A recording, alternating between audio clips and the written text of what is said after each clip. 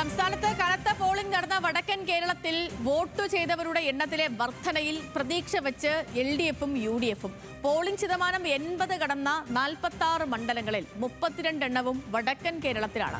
2021 vote ചെയ്തവരുടെ എണ്ണത്തിൽ വർധനവുണ്ടായ 53 മണ്ഡലങ്ങളിൽ ഭൂരിഭാഗവും LDFിന്റെ സിറ്റിംഗ് സീറ്റുകളാണ്. എന്നാൽ മലപ്പുറത്തെ UDF സിറ്റിംഗ് മണ്ഡലങ്ങളിലും റെക്കോർഡ് വർധന ഉണ്ടായിട്ടുണ്ട്. മഞ്ചേരി, മലപ്പുറം, വേങ്ങര, കോട്ടയ്ക്കൽ, വണ്ടൂർ മണ്ഡലങ്ങളിൽ 30,000-ൽ കൂടുതൽ വോട്ടാണ് കഴിഞ്ഞ തവണത്തേതിനേക്കാൾ പോൾ ചെയ്തത്. പ്രസാദ് ഉടുമ്പശ്ശേരി വാർത്തയുടെ വിശകലനവുമായി നമുക്കൊപ്പം ചേരുന്നു തത്സമയം. Prasad, good morning. ഈ ഉയർന്ന പോളിംഗ് ശതമാനം അതിപ്പോൾ നമ്മൾ ഈ പറഞ്ഞ പോലെ തന്നെ തെക്കിൽ നിന്നും മധ്യത്തിൽ നിന്നും വടക്കിലേക്കാണ് വരുന്നത്. വടക്കൻ കേരളത്തിൽ ഭൂരിഭാഗവും ഇടത് മുന്നണിയുടെ കോട്ടകൾ എന്ന് പോലും നമുക്ക് വിശേഷിപ്പിക്കാവുന്നതാണ്. പക്ഷേ ഈ ഉയർന്ന പോളിംഗ് ശതമാനം അത് എങ്ങനെയാണ് മുന്നണികളുടെ കുട്ടിക്കിഴിക്കൽ? അവരുടെ അനുമാനം എങ്ങനെയാണ് പ്രസാദ്?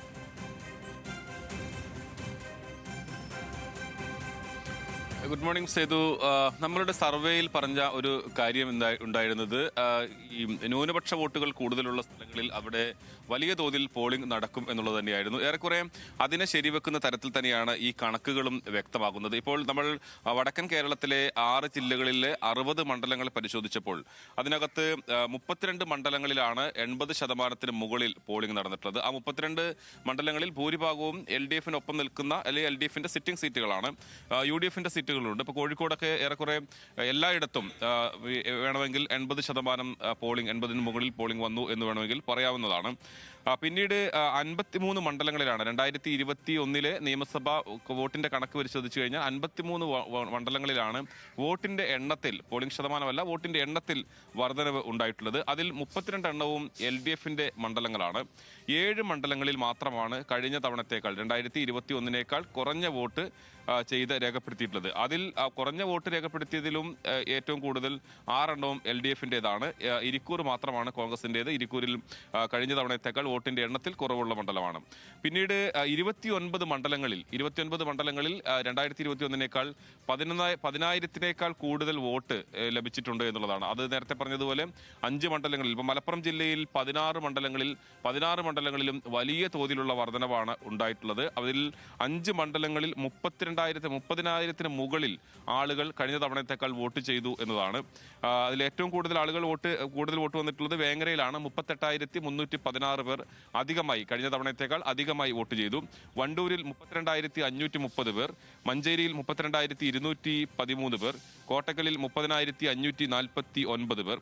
പിന്നീട് മലപ്പുറം ജില്ലയിലെ എല്ലാ മണ്ഡലങ്ങളിലും അത് തന്നെയാണ് അവസ്ഥ. ഈ 5,000-ൽ താഴെ വോട്ട് ലഭിച്ചത് 2021 5,000-ൽ താഴെ വോട്ട് വർദ്ധിച്ചത് 9 മണ്ഡലങ്ങളിൽ മാത്രമാണ്. 6 എണ്ണത്തിൽ LDFും 3 എണ്ണത്തിൽ UDFും. ഇതാണ് ഇതിൻ്റെ ഒരു പൊതുവായിട്ടുള്ള കണക്ക്. ഇനി ഇതിന് വിശകലനത്തിലേക്ക് വന്നു കഴിഞ്ഞാൽ ഇപ്പോൾ LDFിനെ സംബന്ധിച്ചിടത്തോളം പ്രതീക്ഷ വെക്കുന്നത് അവരുടെ മണ്ഡലങ്ങളിൽ വർധനവുണ്ടായിട്ടുണ്ട്. അങ്ങനെ ഒരു വലിയ ഭരണവിരുദ്ധ തരംഗം ഉണ്ടായിരുന്നുവെങ്കിൽ സാധാരണഗതിയിൽ അവരുടെ സിറ്റിംഗ് സീറ്റുകളിൽ ഇപ്പോഴുണ്ടായതിനേക്കാൾ ഇപ്പോൾ നമ്മൾ ഈ വേങ്ങരയിലും അല്ലെങ്കിൽ മലപ്പുറത്തെ മണ്ഡലങ്ങളിലും പറയുന്നത് പോലെ തന്നെ അവരുടെ മണ്ഡലങ്ങളിൽ കൂടുതൽ വോട്ടുകൾ പോൾ ചെയ്യപ്പെടേണ്ടതുണ്ടായിരുന്നു. അങ്ങനെ ഒന്ന് ഈ കണക്കുകളിൽ കാണാനില്ല എന്നുള്ളത് തന്നെയാണ് LDFിനെ സംബന്ധിച്ചിടത്തോളം പ്രതീക്ഷ വെക്കുന്ന ഒരു കാര്യം.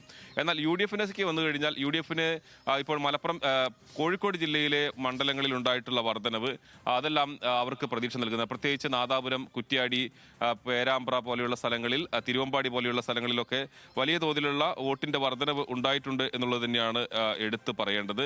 അപ്പോൾ ഇത് രണ്ടു കൂട്ടർക്കും ഒരുപോലെ, ഇപ്പോൾ മലപ്പുറത്തൊക്കെ വലിയ ഭൂരിപക്ഷമായിരിക്കാം ഒരുപക്ഷെ UDF സ്ഥാനാർത്ഥികൾക്ക് ഉണ്ടാവുക എന്നുള്ളതാണ് ഈ കണക്കുകൾ സൂചിപ്പിക്കുന്നത്. വേങ്ങരയിൽ 38,000-ഓളം വോട്ടാണ്. രണ്ടർത്ഥമുണ്ട്. ഒന്ന്, ഈ ഇത്തവണ തെരഞ്ഞെടുപ്പിൽ AP സമസ്ത വിഭാഗം അവരുടെ വോട്ടുകൾ മാത്രമല്ല അവരുടെ അനുയായികളെ കൊണ്ട് മുഴുവൻ കഴിയുന്ന തരത്തിലേക്ക് LDFിന് വോട്ട് ചെയ്യണമെന്ന നിർദ്ദേശം അവർ കൊടുത്തിരുന്നു. ആ രീതിയിലാണ് വരുന്നതെങ്കിൽ LDFിന് പ്രതീക്ഷിച്ച അത്ര തിരിച്ചടി ഉണ്ടാകില്ല. മറിച്ച് UDF പറയുന്നത് പോലെ അവരുടെ എല്ലാ വിഭാഗം ആളുകളും സാധാരണഗതിയിൽ സ്ഥിരമായി ജയിച്ചുകൊണ്ടിരിക്കുന്ന ഒരു മണ്ഡലത്തിൽ എല്ലാവരും ഒന്നും അങ്ങനെ വളരെ പ്രായമായ ആളുകൾ, അത്തരം ആളുകളെയൊന്നും വന്ന് കൊണ്ടുപോയി വോട്ട് ചെയ്യിപ്പിക്കാറില്ല. അല്ലെങ്കിൽ ഇത്തവണ പക്ഷെ അങ്ങനെയല്ല. രാവിലെ മുതൽ തന്നെ ആ കാഴ്ചകളൊക്കെ നമ്മൾ പോളിംഗ് ബൂത്തുകളിൽ കണ്ടിരുന്നു. അതുതന്നെയാണ് ഈ കണക്കുകൾ സൂചിപ്പിക്കുന്നത്.